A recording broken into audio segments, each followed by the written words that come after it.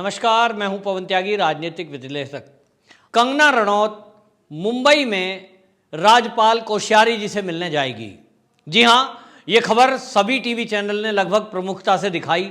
कुछ चैनल ने उसको पूरा कवर भी किया और एक एक पल पल की खबर दी कि अब गाड़ी कहां पहुंच गई है, अब गाड़ी कहां पहुंच गई है। एक एक्साइटमेंट था कि आखिर ये कंगना रनौत प्रदेश के राज्यपाल से मिलने के लिए जा रही है। तो क्योंकि अगर किसी व्यक्ति को कोई शिकायत करनी होती है, कोई बात करनी होती है, तो वो पुलिस में जाता है या वो प्रदेश के मुख्यमंत्री के पास जाता है। लेकिन एक आम आदमी जो किसी राजनीतिक दल से कोई संबंध नहीं रखता, वो प्रदेश के राज्यपाल से मिलने जाता है। ये खबरें हमने आमतौर पे कब देखी थी? कभी ऐसी खबरें नहीं आती हैं। राज्यपाल का रोल जब देखने में आता है जब कहीं सरकारों की अस्थिरता की बात होती है, कोई सरकार गिरा रहा होता है, कोई सरकार बना रहा होता है। तो राजनीतिक दल जब कभी राज्यपाल से मिलने जाते हैं तो ये खबरों में आते हैं और ब्रेकिंग खबर में ये न्यूज में आता है कि भाई फला फला दल प्रदेश के राज्यपाल से मिलने जा रहा है। लेकिन आज एक नया इतिहास बना कि एक आम आदमी, वैसे तो वो सेलिब्रिटी है, लेकिन मुंबई महानगरी में वो ऐसे हजारों सेलिब्रिटी हैं जैसे ये कंगना रनौत है। लेकिन आज क्या कारण था कि सभी चैनलों ने उसको ब्रेकिंग न्यूज बनाया और लाइव दिखाया कि कंगना रनौत अब गाड़ी में यहां पहुंची है, अब यहां पहुंची है, और वो पहुंच गई और फिर वो मिलके आ गई। क्या कारण था कि मीडिया की सुर्खियां बनी कंगना रनौत और महाराष्ट्र के राज्यपाल की मुलाकात। तो कंगना रनौत ने बाहर आकर के बताया भी मीडिया को, जैसा कि एक रूटीन है। मीडिया ने पूछा, मैडम आप क्यों मिलने आई थी, क्या बात थी? तो उन्होंने कहा कि मैंने अपनी कंप्लेंट की है और उस कंप्लेंट में उन्होंने बताया कि किस तरह से मेरा ऑफिस तोड़ दिया गया, जिसके अंदर मकान भी था उसका, और किस तरह से महाराष्ट्र की सरकार, जिसके ऊपर प्रदेश की जनता की रक्षा की जिम्मेदारी है, वो प्रदेश की सरकार के संरक्षण में जो नगर पालिका चलती है वहां, वो बीएमसी ने मेरा ऑफिस तोड़ दिया है। और वो जो तोड़ा है वो बीएमसी कह रही है कि कंगना रनौत के ऑफिस में अवैध निर्माण था। ऐसे अवैध निर्माण मुंबई में भरे पड़े हैं और सबसे बड़ा उदाहरण है दाऊद जैसे आतंकवादी का मकान, जिसके लिए मुंबई हाई कोर्ट ने भी कहा है कि इसको इमीडिएट तोड़िए, क्योंकि उसको किसी ने बिड में खरीद लिया है और जिस व्यक्ति ने वो खरीदा है वो कहता है मुझे ये प्लेन करके दो, क्योंकि जब तक किसी का मकान इस पे बना खड़ा है मैं उस झंझट में नहीं पड़ना चाहता, मुझे प्लॉट चाहिए। लेकिन ये हाई कोर्ट उसको खाली नहीं कराता है, बिल्डिंग को नहीं तोड़ता है। सरकार बदलती है, लोग सोचते हैं शिवसेना की सरकार आएगी, शायद शक्ति दिखाएगी, शायद तब तो दाऊद इब्राहिम का ये मकान टूट ही जाएगा। क्योंकि ये दाऊद इब्राहिम कौन है जिसने बंबई में सीरियल ब्लास्ट किए और मुंबई करों की बहुत सारों की उसमें जान गई थी। सारे मुंबई कर गुस्से में आए थे। उस गुस्से के कारण गली मोहल्ले में यह तय हो गया था कि यदि किसी शहर के किसी भी भाग में ये दाऊद इब्राहिम और उसके गुर्गे दिखाई दे गए तो उनको छोड़ेंगे नहीं। इस शिवसेना का दबदबा था, जिसके कारण वो और पुलिस के कारण ये दाऊद इब्राहिम कराची में जाकर के छुप गया। लेकिन आज दुर्भाग्य से शिवसेना है, लोगों की उम्मीदें हैं, लेकिन उम्मीदों के उलट हो क्या रहा है कि ये शिवसेना दाऊद इब्राहिम का तो बंगले की सुरक्षा करती है, कोर्ट के आदेश के बावजूद भी उसको गिराने की, एक ईंट हिलाने की जरूरत नहीं है। क्यों ऐसा हो गया है, शिवसेना ऐसी क्यों हो गई है, ये उद्धव ठाकरे और संजय राउत जवाब दें। जनता पूछ रही है कि ये शिवसेना जो बाला साहब ठाकरे की शिवसेना थी, जिसका चुनाव चिन्ह शेर हुआ करता था, बाघ हुआ करता था, ये कैसे हो गई कि अब ये इसका चुनाव चिन्ह देखने में तो वही है शेर वाला, लेकिन काम गीदड़ों वाले हैं। ये क्यों ऐसी हो गई है कि हिंदुओं की रक्षा के लिए बनी तो हिंदुओं को ही परेशान कर रही है? तो कंगना रनौत जो राज्यपाल से मिलने गई, उसका रीजन क्या है, उसका झगड़ा क्या है कि एक आम जो सेलिब्रिटी है वो प्रदेश के मुख्यमंत्री की शिकायत लेकर, एमसीडी की शिकायत लेकर, नगर पालिका की शिकायत लेकर, महाराष्ट्र पुलिस की शिकायत लेकर, जिसके ऊपर जिम्मेदारी है रक्षा की, वही लोग उसके ऊपर मजाक करे हुए ट्वीट को रीट्वीट करते हैं वहां के कमिश्नर। गंभीर मसला है।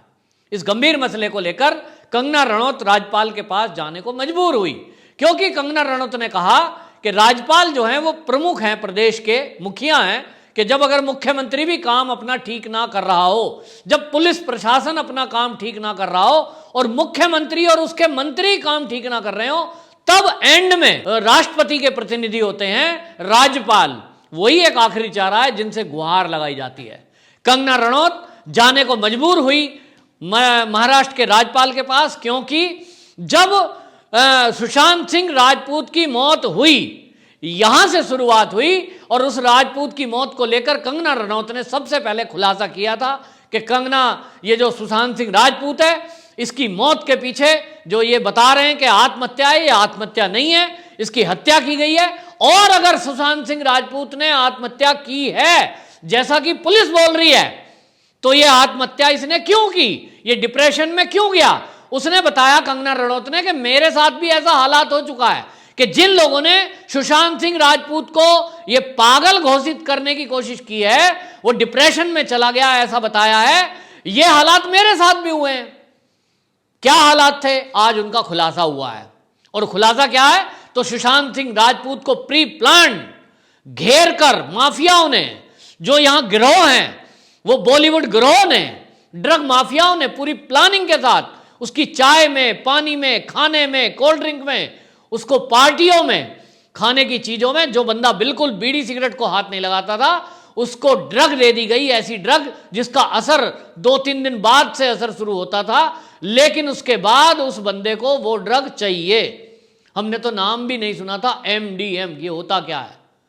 1000 रुपए का पूरा सा, 1 ग्राम से भी आधा ग्राम से भी आधा, मतलब हजारों रुपए की, और ये ड्रग उसको दी जा रही थी फ्री में, उसको बिना बताए। आखिर क्या प्लानिंग थी? क्योंकि उसको सुस्त कर दिया जाए, नींद में पड़ा रहे, पिक्चर अपनी जो बनाने का काम करता है वो ना करे। और जब वो ऐसा रहेगा तो आदमी को लगेगा ही कि यार मैं तो बहुत दिन से काम पे नहीं गया हूं, तो डिप्रेस्ड हो जाए ताकि उसके पैसे हड़पे जा सकें, फिर धीरे से उसको मारा जा सके या खुद ही आत्महत्या के लिए उसको प्रेरित कर दिया जा सके। ऐसा करने के लिए ड्रगों का इस्तेमाल कराया गया। इसीलिए अपने अनुभव के आधार पर कंगना रनौत ने यह खुलासा किया कि मेरे साथ भी ऐसा हो चुका है। क्योंकि आप लोग जानते हैं कि कंगना रनौत को भी एक समय में उसने कई बार तो टीवी के प्रोग्राम में सरेआम बोला है कि मैं भी डिप्रेशन में थी। वो डिप्रेशन क्या था? ये डिप्रेशन यही था कि बॉलीवुड में जहां गिरोहबंदी है, जहां नेपोटिज्म है, वहां एक हिमाचल की लड़की चल के आती है आम परिवार की, जिसकी कोई बैकग्राउंड ऐसी नहीं है कि जिसके माता पिता में से कोई, खानदान में से कोई बॉलीवुड में पहले है। वो अपने बेस पर, टैलेंट के बेस पर, और वो अपना स्थान बनाती है, फिल्में बनाती है, लेकिन उसको घेरने की कोशिश की जाती है उस गिरोह के द्वारा, जो गिरोह इस देश की संस्कृति और सभ्यता के विरुद्ध यहां फिल्में बनाता है। और वो जो खान गिरोह है, जो यहां अपना एक एजेंडा चलाता है, संस्कृति को विनाश करने के लिए एजेंडा जो चलाता है, उस गिरोह ने इस कंगना रनौत को कहा कि हमारे साथ आके मिल जाओ। कंगना ने उसको स्वीकार नहीं करा।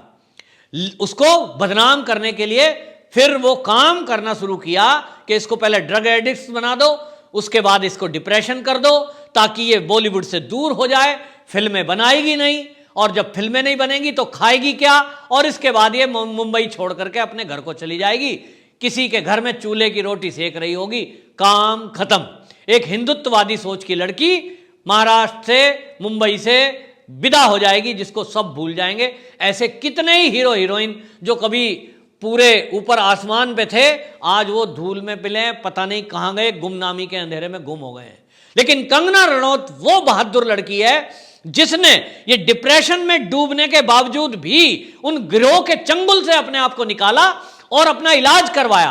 अपनी विल पावर के कारण अपने आप को स्टैंड किया, और तब जाकर के उसने झांसी की रानी लक्ष्मीबाई जो फिल्म बनाई थी, वो तब बनाई जब वो दोबारा ठीक होकर के आई। इसके बाद लगातार वो गिरोह उसका पीछा करता रहा, लेकिन वो लड़की अब अपने उन चंगुल से निकलकर अपने परिवार वालों के साथ चली गई। सुशांत सिंह राजपूत और कंगना रनौत में बस यही एक भारी अंतर है कि सुशांत सिंह राजपूत एकमात्र अकेला पड़ गया अपनी फैमिली में, वो फैमिली से नहीं मिलता था। बहनें जरूर टच में रहती थी, लेकिन रिया चक्रवर्ती नाम की ये विषकन्या ने बहनों को भी अलग करने का पूरा प्रयास किया, और किस तरह से उसको अपने चंगुल में रखा वो आप सब जान ही चुके हैं। ये जो कंगना रनौत है, इसने अपने परिवार का साथ नहीं छोड़ा, और ये बॉलीवुड की चकाचौंध छोड़कर ये हिमाचल में अपने परिवार में जाकर मिल जाती थी, जिसके कारण दोबारा से ये ठीक हो पाई और इसने तय किया कि ये अब वो जो नेपोटिज्म करने वाले लोग हैं, जो ड्रग एडिक्ट्स बनाने वाले लोग हैं, कि ड्रग की पहले फ्री में पार्टियां देते हैं और उसके बाद जब बंदा आदी हो जाए तो उसको गलत रास्ते पे डाल देते हैं। लड़की हो तो उससे वेश्यावृत्ति कराई जाती है, लड़का है तो उससे और तरह के धंधे ड्रग के कराए जाते हैं। इस तरह का जो ये जाल था, मकड़ जाल, इससे निकल करके कंगना रनौत आई। तो उसने आज जब सुशांत सिंह राजपूत की मौत होती है, तब कंगना रनौत का वो अंदर से स्वाभिमान जागता है और वो तय करती है कि मैं इन सब माफियाओं का खुलासा करूंगी। लेकिन कंगना रनौत जानती थी कि ये जो माफिया हैं, ये इतने ताकतवर हैं कि इनकी पहुंच प्रदेश में, मुंबई में, पुलिस में, प्रशासन में, शासन में और विदेशों में आतंकवादियों के हैंडलरों के साथ भी मिले हुए हैं। और इसलिए कंगना रनौत ने यह फरियाद की थी सरकार से कि मेरी अगर सुरक्षा की गारंटी सरकार दे तो मैं इनका खुलासा करूंगी। अच्छा होता कि उद्धव सरकार, उद्धव ठाकरे, संजय राउत कंगना रनौत को बोलते, बेटा हम तेरी रक्षा करेंगे, प्रदेश के मालिक हम हैं ना, हम सत्ता में बैठे हैं, मैं प्रदेश का मुख्यमंत्री हूं। उद्धव ठाकरे बोलता उसको कि कंगना रनौत चिंता मत करो, हम शिव सैनिक हैं, हम जब सत्ता में भी नहीं थे तब भी हम यहां रक्षा करने की ताकत रखते थे, आज हम सत्ता में हैं, हम तुम्हारी रक्षा करेंगे। बताओ कौन कौन है ड्रग माफिया, कौन कौन है नेपोटिज्म के नाम पर यहां जाल फैलाने वाले और घरेलू लड़कियों को, लड़कों को फंसाकर उनसे गलत धंधा करवाने वाले, नाम खोलिए, हम तुम्हारा साथ देंगे। लेकिन दुर्भाग्य से उद्धव ठाकरे ऐसा नहीं कर पाए। क्यों नहीं कर पाए? यह जवाब उद्धव ठाकरे को देना है कि वो जवाब दें कि इसके पीछे कांग्रेस थी, इसके पीछे एनसीपी थी, या फिर कोई शिवसेना का भी लीडर इसके पीछे था जिसने उद्धव ठाकरे को कंगना रनौत की रक्षा नहीं करने दी। तो फिर मरता क्या ना करता। कंगना रनौत को अगर प्रदेश की सरकार सुरक्षा नहीं दे रही है, प्रदेश की पुलिस ने हामी नहीं भरी सुरक्षा देने को, तो केंद्र से गुहार लगाएगी, क्योंकि वो बोल चुकी थी मीडिया में और उसने तय कर लिया है कि खुलासा तो करूंगी, चाहे मेरी मौत क्यों ना हो जाए। वास्तव में जो लोग खिंचाई करते हैं कंगना रनौत की ये कह करके कि स्प्रिंग वाले घोड़े पर बैठकर नकली झांसी की रानी बनना और वास्तव में गिरोह से लड़ना, ये दोनों अलग अलग बात है। मैं उन लोगों को कह देना चाहता हूं कि बेशक वो फिल्म में स्प्रिंग के घोड़े पर बैठकर झांसी की रानी का फिल्म उसने सीन फिल्माया होगा, लेकिन तुम हिजड़े हो जो लोग इसको ऐसी आवाज उठा रहे हैं, उसकी ऐसी फोटो दिखाते हैं कि ये देखिए ये बिकनी की फोटो है इसकी, जिसकी तुम तारीफ कर रहे हो, उसने कभी गाय का मांस खाया था ऐसा उसने बोला है। डूब मरो तुम लोग जो कंगना रनौत पे ऐसा सवाल उठा रहे हो। वो स्त्री होते हुए, वो स्प्रिंग के घोड़े पर बैठकर झांसी की रानी बनती हुई आज एक्चुअल में महाराष्ट्र की धरती पर, मुंबई की धरती पर उन लोगों से भिड़ रही है जिनके शिवसेना, जिनका नाम है और जिनके नाम से मुंबई कांपती है, उनसे भिड़ गई है, सरकार से भिड़ गई है, पुलिस प्रशासन से भिड़ गई है। तो आज हिजड़े दूर रहें, लेकिन शेरों की जरूरत है। शेर इस कंगना रनौत के सामने आए, साथ में आए, और कुछ टीवी चैनल जरूर अच्छा काम कर रहे हैं तो मीडिया भी इसका साथ दे, ताकि ऐसे बदमाशों का, ऐसे गुंडों का, ऐसे गिरोह का पर्दाफाश हो, जिन लोगों ने मुंबई बॉलीवुड को कैप्चर किया हुआ है, जिन लोगों ने भोली भाली लड़कियों को जो हीरोइन बनने के नाम पर वहां जाती हैं, अपने सपने लेकर के जाती हैं, उनको वेश्यावृत्ति में धकेला हुआ है, ऐसे लड़कों को जिनको ड्रग माफिया बना करके वहां उनसे धंधे कराए जा रहे हैं, ऐसों का खुलासा हो सके। आप सबकी बहुत जरूरत है और इस वीडियो को अधिक से अधिक शेयर करें ताकि जन जन तक ये वीडियो पहुंच जाए, ये जन क्रांति बन जाए, पूरा देश कंगना रनौत के साथ खड़ा हो जाए, ताकि उसको लगे कि इस देश में कुछ हिजड़े हो सकते हैं, लेकिन ज्यादातर इस देश के लोग शेर की औलाद हैं। वंदे मातरम।